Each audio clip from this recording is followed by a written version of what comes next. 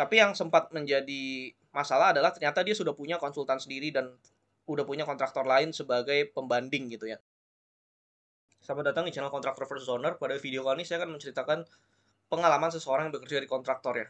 Nah, untuk di channel ini kalau misalkan ada cerita soal kontraktor, sebisa mungkin saya akan bawakan. Nah, kalau misalkan dari sisi owner mungkin rekan saya. Nah, sebelumnya jika kalian masih mengikuti channel ini bisa tulis di kolom komentar ya, konten seperti apa yang kalian ikuti. Kalau ada pertanyaan juga boleh. Yang disclaimer, jadi ini cerita ini berdasarkan kisah nyata, tapi semua nama akan saya samarkan aja ya, biar aman. Nah, kalian juga kalau punya cerita bisa tulis di kolom komentar atau misalkan mau kirim ke email di deskripsi juga boleh kalau kalian mau. Nah, tapi ini tujuannya supaya kalian bisa belajar ya kalau kalian mau kerja di kontraktor atau buka kontraktor. Nah, karena saya pun juga pernah mengalami pengalaman ya misalkan ketemu owner yang gonta-ganti desain lah. Mungkin kalian juga pernah ya. Apalagi konsultan mungkin lebih banyak ya kalau misal kerja di konsultan.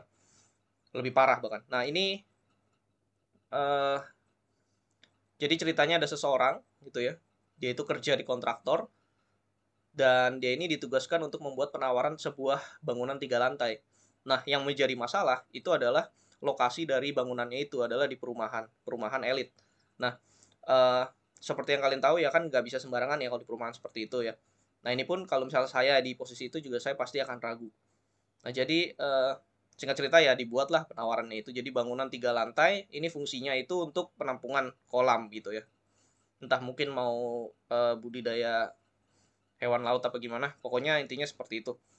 Nah, jadi benar-benar dibikin kolam. Kolamnya itu cukup tinggi dan sangat berat. Nah, tentu dilakukan desain lah ya. Jadi dilakukan desain. Udah begitu desainnya keluar. Enggak, awal-awal masih estimasi seingat saya waktu itu ceritanya kayak sepertinya masih estimasi. Jadi kan desainnya keluar, berikan penawarannya.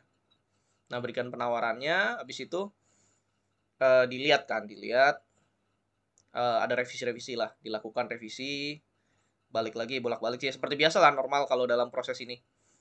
Begitu sudah, terus sempat dinego ya, dinego segala macam. Terus ada perubahan sedikit, perubahan jumlah lantai segala macam ya dilakukan. Nah, tapi yang sempat menjadi masalah adalah ternyata dia sudah punya konsultan sendiri dan udah punya kontraktor lain sebagai pembanding gitu ya. Nah, tapi dia nggak bilang-bilang. Nah, itu dia udah punya desainnya seperti ini. Harusnya seperti ini. Nah, padahal orang ini sudah yang dari kontraktor ini sudah dapat desainnya tuh udah duluan gitu loh. Ini seolah-olah ada firasat kalau kontraktor yang kedua ini niru-niru. Nggak tahu ya bener atau nggak. Nah, karena kan yang pertama udah jadi dulu. Nah, ini dimensinya juga mirip-mirip gitu. Nah, udah bisa jadi memang karena mirip atau ya memang ditiru gitu kan bisa aja. Dan juga kita nggak tahu itu benar-benar kontraktor yang kedua itu ada konsultannya atau enggak, kita nggak tahu. Ya udah akhirnya uh, sempat terjadi negosiasi lagi nih kalau dari kontraktor sebelah gini-gini. Nah, dilema dong jadi kontraktor. Si orang ini kan dilema pasti. Ya diskusilah sama atasannya gitu kan ceritanya. Nah, diskusi sama atasannya. Terus ini gimana? Kalau misal kita kasih harga lebih murah ini kan ya nggak mungkin gitu kan. Ini udah minimal segini. Ya udah, tapi akhirnya setelah diskusi panjang lebar mereka memutuskan untuk tetap pertahankan harga mereka. Ya udah di sini kalau memang mereka mau pakai itu ya pakai aja biarin. Nah, tapi yang kalian harus tahu di sini bahwa atasan kalau ketemu sama si project owner si owner itu dia nggak langsung diributin atau apa, dia tetap ya baik-baik aja gitu. Nah, ya udah begitu lanjut akhirnya terus melakukan revisi-revisi lah. Sempat lagi diganti mau jadi bangunan biasa. Jadi bangunan biasa, ya udah desain-desain terus nggak lama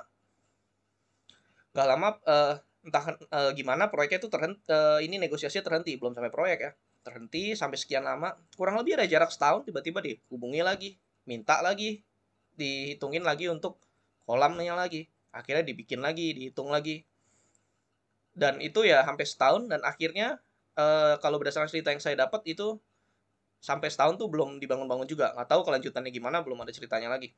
Nah, tapi yang pasti tuh seperti itu sampai setahun. Nah, pertanyaannya sekarang, kenapa dari atasannya kontraktor ini ya diem-diem aja, baik-baik aja. Nah, itu karena selama 1 tahun itu si kontraktor ini atasannya juga dapat proyek-proyek dari owner yang ini dikenalin sama owner yang lain. Nah, jadi penting kalian untuk pelajari ya. Nih pertama, kalau dari sisi kontraktor, kalau misalkan kalian menggunakan jasa desain atau konsultan, itu jangan lupa selalu dicas ya. Bahkan saat kalian menghitung tuh udah sebenarnya masuk jasa QS. Nah, itu sebenarnya tergantung dari kebijakan atasannya juga sih, yang pasti. Terus yang kedua, jika kalian misalkan jadi atasan atau gimana, itu bisa pakai trik yang tadi gitu ya. Misalnya tetap diladenin, cuman kalian harus atur juga supaya anak buah kalian juga nggak kerjanya over gara-gara cuma ngerjain itu doang yang diganti-ganti. Akibatnya apa? Dapat proyek-proyek lain, dikenalin proyek-proyek lain yang jalan dan memang bahkan udah selesai gitu loh. Udah mau selesai gitu. Nah, jadi itulah makanya kenapa si atasan dari kontraktor itu diam aja. Nah, akhirnya begitu sudah semua dikerjakan penawarannya ya kan itu masih nunggu terakhir yang saya dengar gitu kan. Terus ternyata dikasih lagi proyek setelah dapat proyek ini ada lagi proyek. Jadi sebenarnya tuh benefitnya dari proyek-proyek yang lainnya, nggak cuman yang itu. Nah, jadi itu ya pelajaran yang bisa didapatkan dari cerita ini.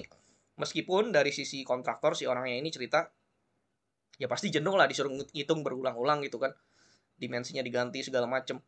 Tapi efek lainnya apa? Dia bisa belajar. Nah, dia bisa belajar kalau misalkan kasusnya diganti-ganti. Meskipun ya itu kan mungkin ngabisin waktu ya. Tapi lagi-lagi dia kan statusnya hanya karyawan ya, jadi ya digaji aja gitu. Nah, jadi ya udah dia ngikut-ngikut aja. Dan untuk atasan ini tentu dapat banyak proyek. Memang secara singkat, secara sekilas kita lihat ada banyak kesempatan yang mungkin hilang, maksudnya waktu ya. Misal dia bisa ngerjain yang lain segala macam. Tapi sebenarnya ada juga yang didapat. Nah, jadi sekian dulu ya untuk video kali ini. Eh, Kalau dari saya cukup itu. Kalau misal kalian nanti ada pertanyaan bisa tulis di kolom komentar ya. Atau kalian bisa share kalian seperti apa pengalamannya di kontraktor. Nah, nanti ke depan mungkin ada video-video lainnya dari sisi kontraktor maupun dari sisi owner. Atau kalau bisa juga dari sisi konsultan nanti kalau ada. Nah, sekian dulu untuk video kali ini. Terima kasih karena sudah menonton.